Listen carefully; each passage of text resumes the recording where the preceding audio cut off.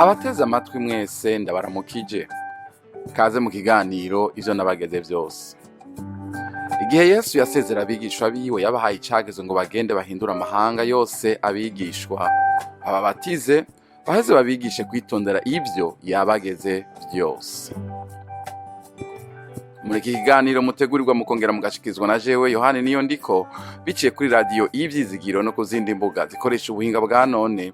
Turigira hamwe kimwe kimwe mu byo Yesu agomba ko tumenya, hanyuma ngo tubigendere bitume dukomeza urugendo rwacu rwo gusa nawe buri munsi. Kaze mu kiganiro cy'uyu munsi. Imana ishimwe cyane. Muri iki gihe duhe twegereza igihe cyo kwibuka ukuvuka kwa Yesu Kristo. Uyu munsi nahisemwo kwigisha nkoresheje Zakariya na Elizabeti. Aba n'abavyeyi ba Yohana umubatirizi. Yohane yaje aje gutegura inzira ya Yesu Kristo. Umutwe w'ijambo uravuga ngo bona inyuma y'umusozi. Bona inyuma y'umusozi. Imana ishimwe cyane. Hari ku ngoma ya Herode umwami w'Iyudaya, niko biritubwira muri Luka igice ca mbere ku murongo wa 5, ngo hari umuherezi yitwa Zakariya, ngo yari uwo mu mutigiri wa Abiya, kandi yari afise umugore wo mu nzu ya Aroni, ni kuvuga mu nzu y'abaherezi yakomoka mu muryango wa Aroni, yitwa Elizabeti. Bibiliya iratubwira aba bantu ko bari bameze, ngo bari abantu bagororoka imbere y'Imana, bagendera mu vyagezwe n'amabwirizwa vy'umwami Imana vyose batagawa. Imana iduhezagire cyane kandi Imana idufashe aba bantu batubera akarorero, tubeho ubuzima bwo kugendera mu vyagezwe n'amabwirizwa vy'Imana tutagawa, tubeho ubuzima butagawa imbere y'Imana, mbere n'imbere y'abantu. Imana idufashe kuba abantu bahesha Imana icubahiro mu byo tukora byose. Ku murongo wa ndwi aho nyene aratubwira ko ariko hari ikibazo. Aba bantu ntabwo bari bafise umwana. Bibiliya iravuga ngo Elizabeti yari ingumba, ngo kandi bombi bari bageze mu zabukuru. Imana ishimwe cyane kandi Imana idufashe. Iki kibazo nticari kibazo gisanzwe, nticari kibazo gishasha, cari kibazo ca kera, kuko baza bakuze bashaje bageze mu zabukuru bose. Umunsi umwe rero Zakariya yararamukiwe gukora igikorwa c'ubuherezi. Yategerezwa kugenda yitunganije yiyejeje, kukubera agiye bitameze neza yari gushobora kugwayo. Niko vyari bimeze, ni naco gituma babashirako ikiziriko akagenda kiri ku kuguru kwiwe, abari hanze bakaguma babona yuko ariko aragendagenda, bakabona ko ikiziriko kinyiganga. Uyu mwaka rero cy'umubera umwaka udasanzwe, umwaka udasa n'indi myaka. Umunsi ukora ibango ry'ubuherezi ariko ridasa n'iyindi myaka n'iyindi minsi na gatoya. Bibiliya iratubwira ngo umumarayika w'Imana ngo yaramugendeye amusangayo, aramwiyereka.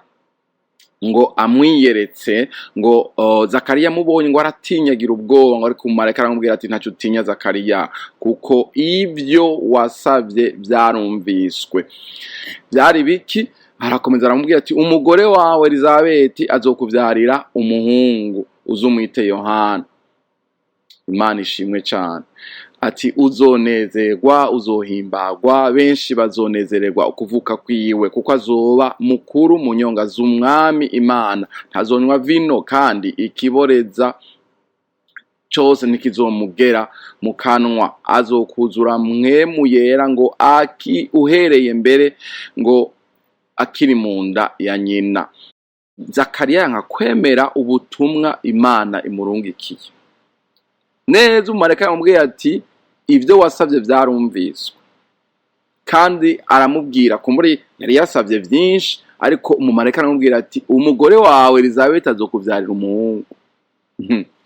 Aranga kuvyemera. Imana dufashe. Caciye kiba yanse kuvyemera, yaciye acika nyamuragi. Marayika aramubwira ati ko wanse kuvyizera ugobwe ururimi kugeza bibaye kandi bizoba mu gihe cavyo. Imana ishimwe. Aha ndabona ubuntu bw'Imana pe, ko yari yanse uwo mugisha wari kumucika, ariko Imana imugirira ubuntu. Imana igira ubuntu kubera nizera ko ari uko Imana yari ifise umugambi udasanzwe kuri Yohana, kuri uyu mwana yaragiye kuzovuka. Bari barasavye umwana. Marayika nawe aravuga ati ndazanye message yanyu, mugiye kuronka umwana mwasavye mugiye kumuronka. Zakariya atishwida, twe tuja twariyakiriye, twarutamena yanka kuvyemera. Ubiravye neza ivya Zakariya na Elizabeti vyaje exactement, vyaje bisa neza nk'ivya Aburahamu na Sara. Bivuga ngo ndumva mu mutima iyo Zakariya, kumbure Zakariya ntiyibutsa aho nyene inkuru ya Aburahamu na Sara, kandi yarayizi kuko ivya Aburahamu na Sara vyari vyanditswe, barabisoma buri gihe cyose, baguma babisoma. Iyo aza kwibuka ivyabaye kuri Aburahamu na Sara, kumbure yari guca vyari kumutera ukwizera. Igihe cya Aburahamu na Sara mu marayika naho nyene yarabagendeye, Imana yarabagendeye. Hanyuma amarayika barabwira Aburahamu bati yewe mugiye kuvyara umwana w'umuhungu, umwaka ugeze aho ugeze Sara azoba afise umwana w'umuhungu. Isezerano rigiye gushika, naho ryari ryaratevye rigiye gushika. Sara ngo ahari mu ihema ngo acaratwenga, aravyanka atishwe impamvu tuja dushaje. Ariko Imana kandi igira ubuntu naho nyene, isezerano rirabashikako. Muri Luka 1:18 haratubwira ngo Zakariya abaza umumarayika ati ivyo nzovyemezwa niki, ko ndumutama n'umugore wanje akaba ageze mu zabukuru.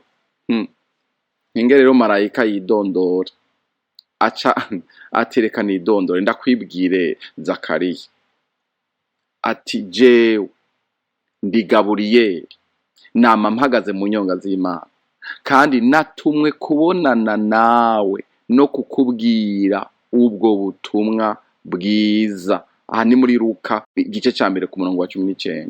Yewe ngorane yo kubona hafi.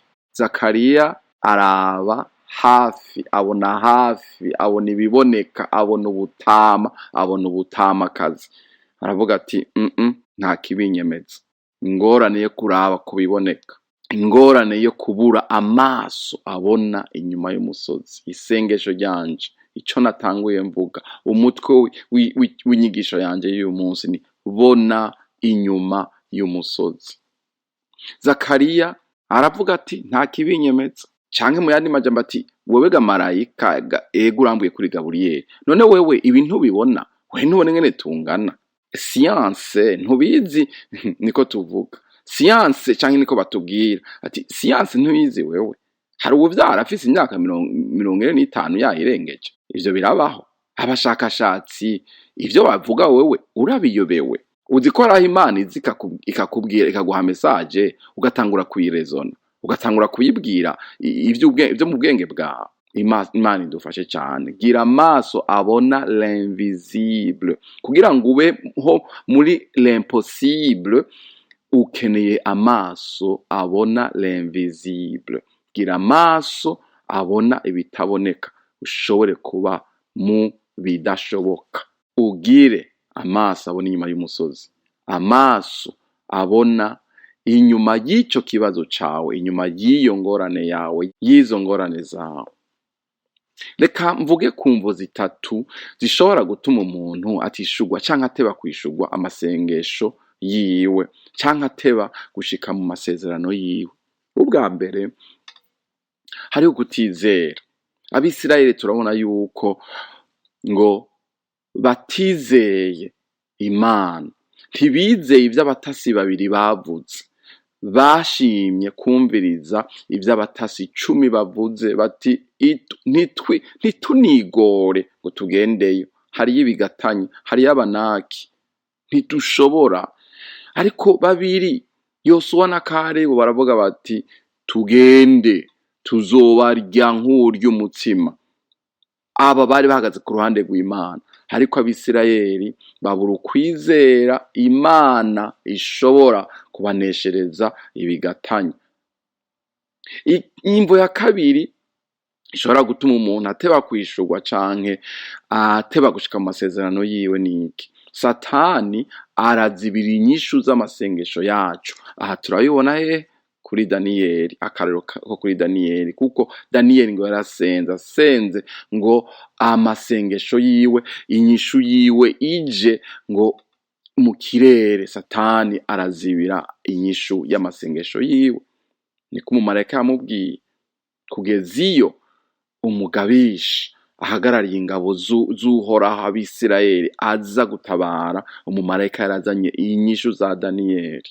Ibi rero umuti nuwuhe? Nugusenga no kwisonzesha, ntiducobogore. Imvo igira gatatu ishobora gutuma inyishu zawe ziteba niye: igihe kirashobora kuba kitaragera.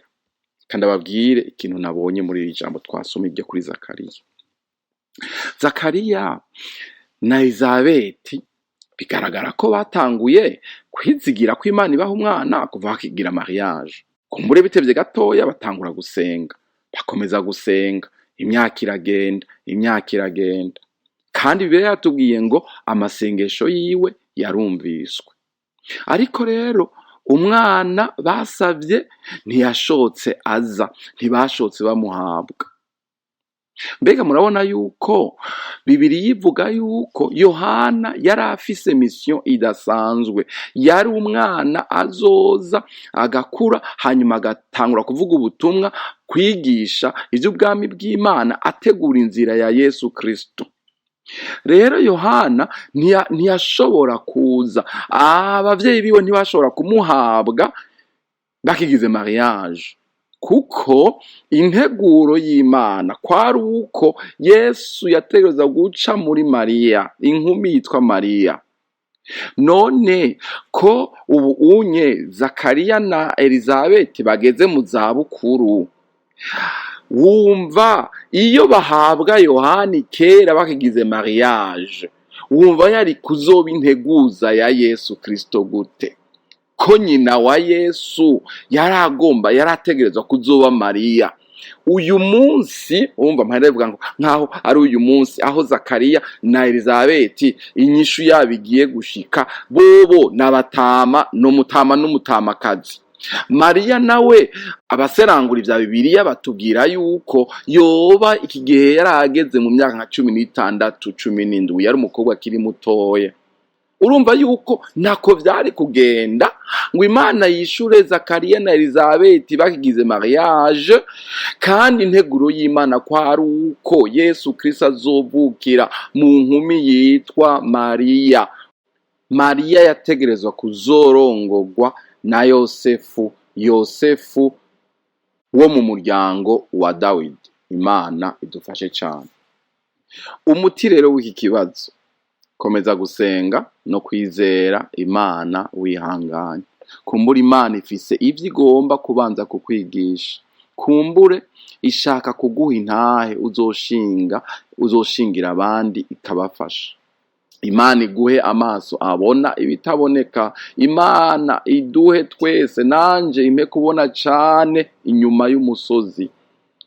Tuduze antene zacu, tuze antene yawe, antene zawe zo mu mwemu, wumve ico Imana iri kwiravuga. Mana uri kuvuga iki? Mana uri gukora iki? Mana uri kunyereka iki? Dusenga Imana, twinginga Imana, tugume tugavye amantene yacu mu buryo bw'imwemu, aduze twayadugije kugira ngo twumve ico Imana iri kwiravuga.